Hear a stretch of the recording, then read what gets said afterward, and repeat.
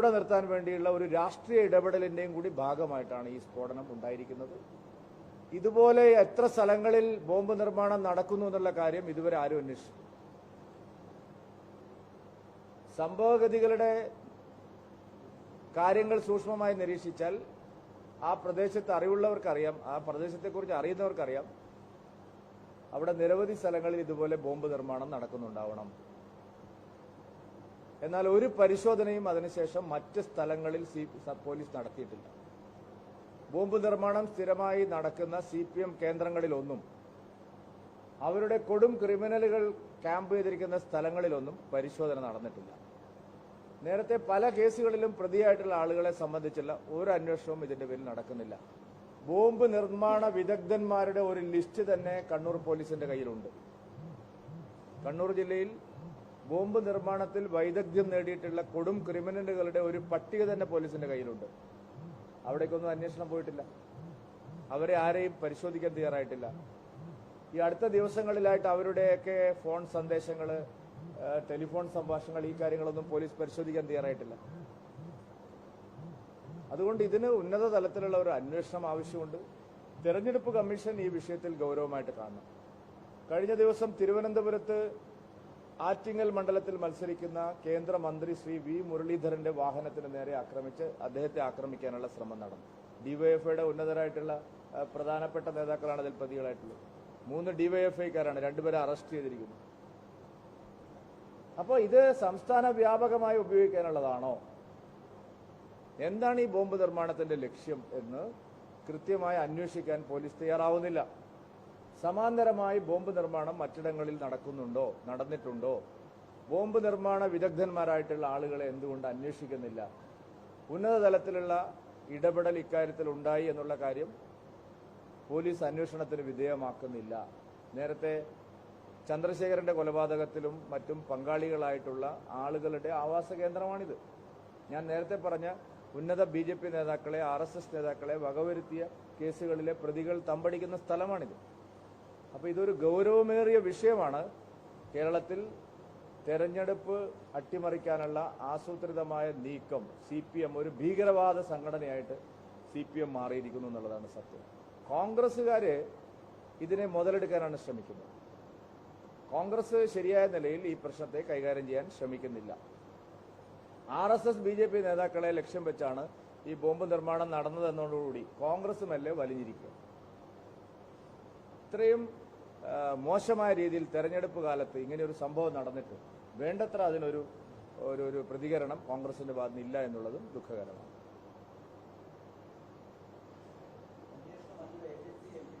അല്ല, അന്വേഷണം കുറച്ചുകൂടി നീതിയുക്തമായ ഒരു അന്വേഷണം ആവശ്യമുണ്ട്. അല്ല, ഇത് കേരള പോലീസ്, ലോക്കൽ പോലീസ് ഈ കേസ് അന്വേഷിച്ചുകൊണ്ട് കാര്യമില്ല. ഒരു ADGP റാങ്കിലുള്ള ഒരു ഉദ്യോഗസ്ഥനെ ഈ അന്വേഷണത്തിന്റെ ചുമതല ഏൽപ്പിക്കണം. കാരണം നേരത്തെ കണ്ണൂർ അക്രമ പരമ്പരകൾ കൈകാര്യം ചെയ്ത് പരിചയമുള്ള ധാരാളം ഉദ്യോഗസ്ഥന്മാരുണ്ട്.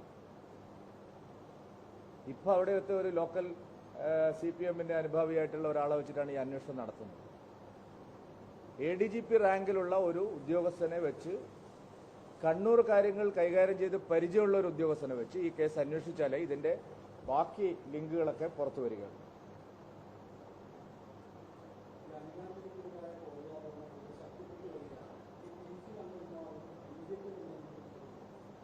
അനിൽ ആന്റണിക്കെതിരെ അല്ല ഈ ആരോപണം.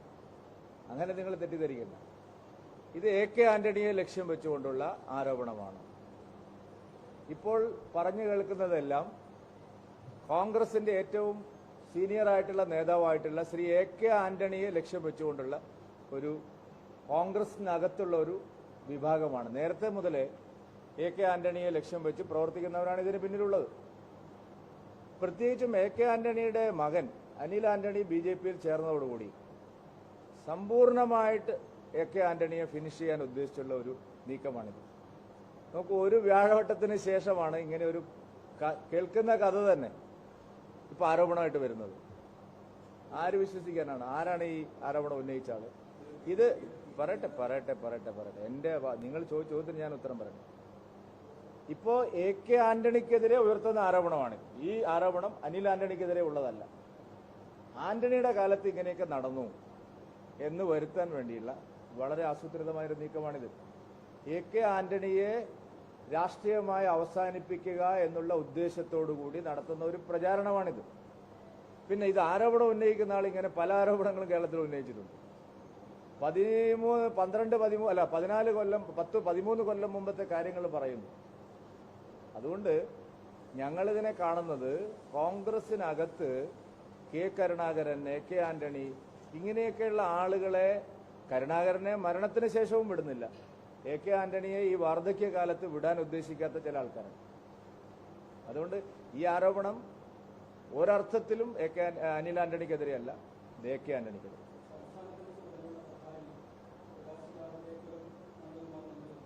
അല്ല, അതൊന്നും എനിക്കറിയില്ല. ഞങ്ങളങ്ങനെ എന്താണ് ഈ നന്ദകുമാറിനെ എന്ത് ബന്ധപ്പെടാൻ മാത്രം അയാൾ ആരാണ്? എന്താണ് ഇയാൾ ഇത്ര വലിയ മഹാനായിട്ടുള്ള ഒരാളെ പോലെ നിങ്ങൾ സംസാരിക്കും? അയാളെ ബന്ധപ്പെടാൻ എന്താണുള്ളത്? ചോദിക്കുന്നത് ഈ നന്ദകുമാറിനെ ബന്ധപ്പെടാൻ മാത്രം അദ്ദേഹം എന്താണ്?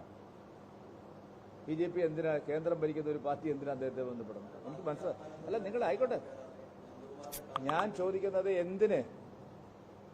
എന്തിനാണ് ഒരാളെ, ഈ നന്ദകുമാറിനെ പോലുള്ള ഒരാളെ എന്തിന് ബന്ധപ്പെടണമെന്നാണ് എന്റെ ചോദ്യം. നിങ്ങളിങ്ങനെ ഒരു കഥ ഉണ്ടാക്കി പറഞ്ഞാൽ പോരാ. എന്തിനാ അദ്ദേഹത്തെ ബന്ധപ്പെടണം? ഇത് ഞാൻ പറഞ്ഞല്ലോ ഈ കാര്യം. അപ്പൊ നിങ്ങൾ പറയുന്നത് പ്രകാശ് ജാവ്ദേക്കറാണ് ഈ ആരോപണത്തിന് പിന്നിലെന്നാണോ? അല്ല, എന്താ നിങ്ങൾ ഉദ്ദേശിച്ചത്? എനിക്ക് മനസ്സിലാകുന്നത് നിങ്ങളുടെ ചോദ്യത്തിന്റെ അർത്ഥം എന്താണ്? ഞാൻ ഇങ്ങനെ ഒരു വാർത്ത കണ്ടപ്പോൾ തന്നെ സാമാന്യ വിവേകമുള്ള എല്ലാവർക്കും അറിയാം ഇത് അനിൽ ആന്റണിയെ ലക്ഷ്യം വെച്ചുകൊണ്ടുള്ള ആരോപണമല്ല. ഇത് AK ആന്റണിയെ ലക്ഷ്യം വെച്ചുകൊണ്ടുള്ള ആരോപണം. 100% ഇത് ആന്റണിക്കെതിരായിട്ടുള്ള നീക്കമാണ്. കുറച്ച് കാലമായിട്ട് AK ആന്റണിക്കെതിരായിട്ട് ഒരു വിഭാഗം ആളുകൾ, അദ്ദേഹം അഴിമതിക്കാരനാണ്, അദ്ദേഹം മക്കൾക്ക് വേണ്ടിയിട്ട് വിട്ടുവീഴ്ച ചെയ്യുന്നു, ഇങ്ങനെയൊക്കെയുള്ള സൈബർ ആക്രമണങ്ങൾ കുറച്ച് കാലമായിട്ട് കോൺഗ്രസ് ഇടങ്ങളിൽ നടക്കുകയാണ്. നിങ്ങൾക്കറിയില്ലെങ്കിൽ ഞാൻ പറഞ്ഞുതരാം, നിങ്ങളെല്ലാം ശ്രദ്ധിച്ചിട്ടുണ്ടാവും. അതായത് AK ആന്റണിയെ ലക്ഷ്യം വെച്ചുകൊണ്ട് കുറച്ച് കാലങ്ങളായിട്ട് മ്ലേച്ഛമായൊരു പ്രചരണം കോൺഗ്രസിനകത്ത് നടക്കുന്നു. കാരണം ആന്റണിയുടെ പ്രതിച്ഛായ, AK ആന്റണിയുടെ പ്രതിച്ഛായ അത് തകർക്കാൻ, കാരണം മകൻ BJPയിലേക്ക് പോയി. അപ്പൊ AK ആന്റണിയുടെ പ്രതിച്ഛായ തകർക്കാനുള്ള ഉദ്ദേശമാണിത്. കാരണം അനിൽ ആന്റണി അധികാര സ്ഥാനങ്ങളിലൊന്നും ഇരുന്ന ആളല്ലല്ലോ. അപ്പൊ ആന്റണി ഇങ്ങനെയൊക്കെ ആയിരുന്നു, ആന്റണിയെ ഉദ്ദേശിച്ചിട്ടാണ് ഈ പ്രചരണം. അതുകൊണ്ട് ഇത് ആരാണോ ഈ അമ്പ ചെയ്യുന്നത് അവർ പുറത്തേക്ക് വന്നിട്ട് ഇത് പറയുന്നതാണ് നല്ലത്. ഈ പുറകിലിരുന്നുകൊണ്ട് ഈ അമ്പ ചെയ്യുന്ന പരിപാടി അവസാനം. നിങ്ങൾ ചോദിക്കുന്നത് അല്ല, എനിക്ക് നിങ്ങൾ ചോദിക്കുന്നത് നിങ്ങളിപ്പോ ദൃശ്യങ്ങളൊക്കെ നിങ്ങൾ ഉണ്ടാക്കുന്ന ദൃശ്യങ്ങളൊക്കെ ശരിയായ ദൃശ്യങ്ങളാണോ?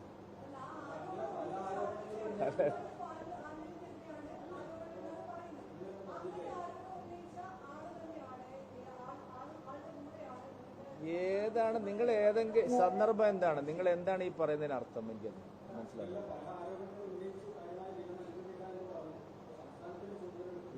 എന്താണ് ഉള്ളത്? അല്ല, ഇദ്ദേഹത്തിന്റെ ആരോപണത്തിൽ എന്താണ് കഴമ്പുള്ളതെന്ന് ഞാൻ പറഞ്ഞല്ലോ. നിങ്ങൾ ചോദിക്കുന്ന ചോദ്യത്തിൽ എന്താണ്? പിന്നെ അഥവാ അങ്ങനെ ഒരാൾ കണ്ടെങ്കിൽ തന്നെ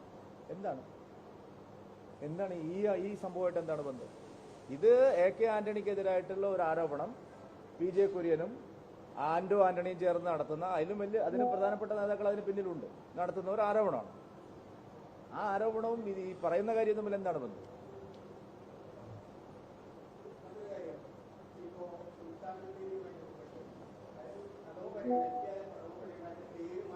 സുൽത്താൻ ബാറ്ററി അല്ല സർ, അത് ഗണപതി വട്ടമാണ്. ആർക്കാ അറിയാത്തത്? സുൽത്താൻ വന്നിട്ട് എത്ര കാലമായി? അതിന് മുമ്പ് ആ സ്ഥലം ഉണ്ടായിരുന്നില്ലേ? അതിന് പേരുണ്ടായിരുന്നില്ലേ? ഇത് ഗണപതി വട്ടമാണ്. അതാർക്കറിയാത്തത്? ഞാനത് ആവർത്തിച്ചു എന്ന് മാത്രമേ ഉള്ളൂ. ടിപ്പു സുൽത്താന്റെ അധിനിവേശം കഴിഞ്ഞിട്ട് എത്ര കാലമായി? അതിന് മുമ്പ് ഈ നാട്ടിൽ ആൾക്കാരൊന്നും ഉണ്ടായിരുന്നില്ലേ? സ്ഥലനാമങ്ങളൊന്നും ഉണ്ടായിരുന്നില്ലേ? എന്റെ ചോദ്യത്തിന് നിങ്ങൾ മറുപടി പറയും.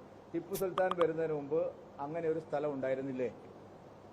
ഗണപതി വട്ടം ക്ഷേത്രം ഉണ്ടായിരുന്നില്ലേ? എന്താണ് നിങ്ങൾ എത്ര മഹാ അത്ഭുതമായിട്ട്? ഇത് ഞാൻ പറഞ്ഞതാണോ? 1984 പ്രമോദ് മഹാജൻജി പറഞ്ഞതാണ്. ഗണപതി വട്ടമാണ്.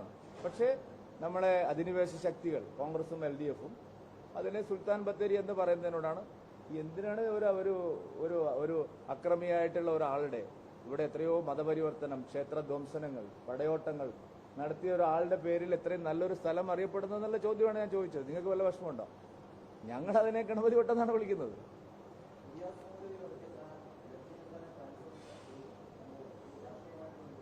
അല്ല, അതൊക്കെ കേസ് നടത്തുന്നത് കേരള പോലീസാണ്, ട്രാൻസ്ഫർ ചെയ്യുന്നതും കേരളം തന്നെയാണ്. ഞങ്ങൾക്ക് ഇതിലെന്താണ് പറയാനുള്ളത്?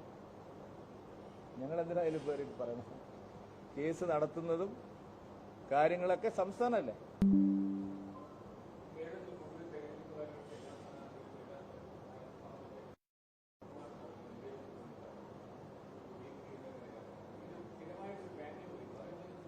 അല്ല, അതിപ്പോ BJP നേരത്തെ ഇവർ വിചാരിച്ചത് BJP ഒരു പേരിന് വേണ്ടിയുള്ള മത്സരമാണെന്ന് അവരെപ്പോഴും പറഞ്ഞുകൊണ്ടിരുന്നു, അവഗണിക്കുക എന്നുള്ളത്.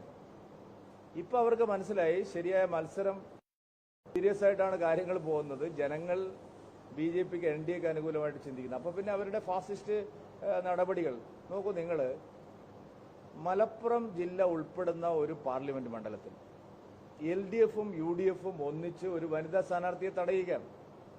KSU, SFI, MSF അവരെല്ലാം ഒന്നിച്ച് ഒരു വനിതാ സ്ഥാനാർത്ഥിയെ കോളേജിൽ തടയുകയാണ്. കൊല്ലത്ത് കൃഷ്ണകുമാറിനെ SFIക്കാർ കോളേജിൽ തടയുകയാണ്. തിരുവനന്തപുരത്ത് V. മുരളീധരനെതിരായിട്ടുള്ള ആക്രമണം അവിടെ പല ഘട്ടങ്ങളിലായിട്ട് നടക്കുകയാണ്. രാജീവ് ചന്ദ്രശേഖറിനെതിരായിട്ട് കള്ള ആരോപണങ്ങൾ നിത്യവും ഉന്നയിക്കുക. ശോഭാ സുരേന്ദ്രനെതിരായിട്ട് ചില മാധ്യമങ്ങളെ പോലും കൂട്ടുപിടിച്ചുകൊണ്ട് കള്ള ആരോപണങ്ങൾ ഉന്നയിക്കുകയാണ്. അനിൽ ആന്റണിക്കെതിരായി ഇപ്പോ ഒരു പുതിയ കഥയുമായിട്ട് രംഗത്ത് വന്നിരിക്കുന്നു. ഇത് നമ്മുടെ സംസ്ഥാനത്തിന്റെ തെരഞ്ഞെടുപ്പ് ചരിത്രത്തിൽ ഇന്നേ വരെ ഇല്ലാത്ത വിധം ഭാരതീയ ജനതാ പാർട്ടിയെ, ദേശീയ ജനാധിപത്യ സഖ്യത്തെ ഇരു മുന്നണികളും ഭയപ്പെടുന്നു എന്നുള്ളതിന്റെ സൂചനയാണത്. അതുകൊണ്ട് അവരെല്ലാ ഫാസിസ്റ്റ് അക്രമ രീതികളും ഉപയോഗിക്കുകയാണ്. കണ്ണൂരിലാണെങ്കിൽ ബോംബ് നിർമ്മിച്ച് RSS BJP നേതാക്കളെ ഇല്ലായ്മ ചെയ്യുമെന്ന് പറയുകയാണ്.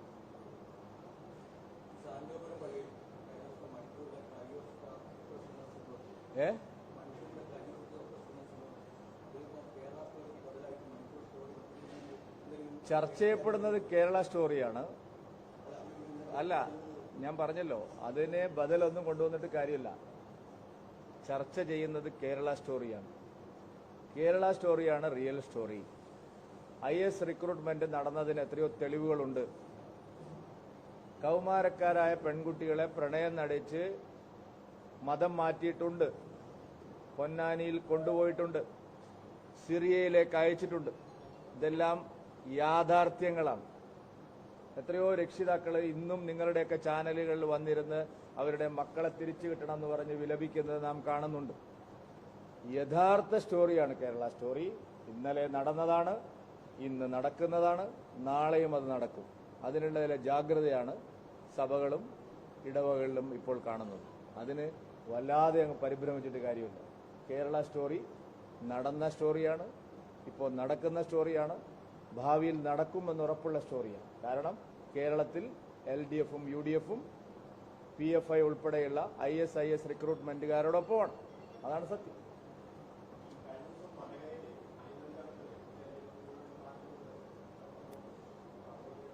അല്ല, അതെല്ലാം ഇതിന്റെ ഭാഗമാണെന്ന്. അനിൽ നമ്പ്യാർ ചർച്ച ചെയ്യാൻ പോകുമ്പോൾ അയാളെ തടയുക. വേറെ ഏതെങ്കിലും ഒരു മാധ്യമ സ്ഥാപനത്തിനെതിരെ ആയിരുന്നെങ്കിൽ എന്തെല്ലാം ബഹളങ്ങൾ ഇവിടെ ഉണ്ടാവും. ഇതെല്ലാം ഫാസിസത്തെക്കുറിച്ച് വാദോരാതെ സംസാരിക്കുന്നവരാണ്. ഫ്രീഡം ഓഫ് എക്സ്പ്രഷൻ എന്നൊക്കെ, ജനാധിപത്യം, സ്വാതന്ത്ര്യം എന്നൊക്കെ വിളിക്കുന്ന മുദ്രാവാക്യത്തിന് മാത്രമേ ഉള്ളൂ. അതൊക്കെ വെറും കടലാസിന്റെ വിലയാണുള്ളത്. BJPക്കാരും NDAക്കാരും ആണെങ്കിൽ അവർക്ക് ഇവിടെ ഇത് കേരളമാണ്, നടക്കില്ല. തവണ ജനങ്ങൾ BJPയോടൊപ്പം. Thank you.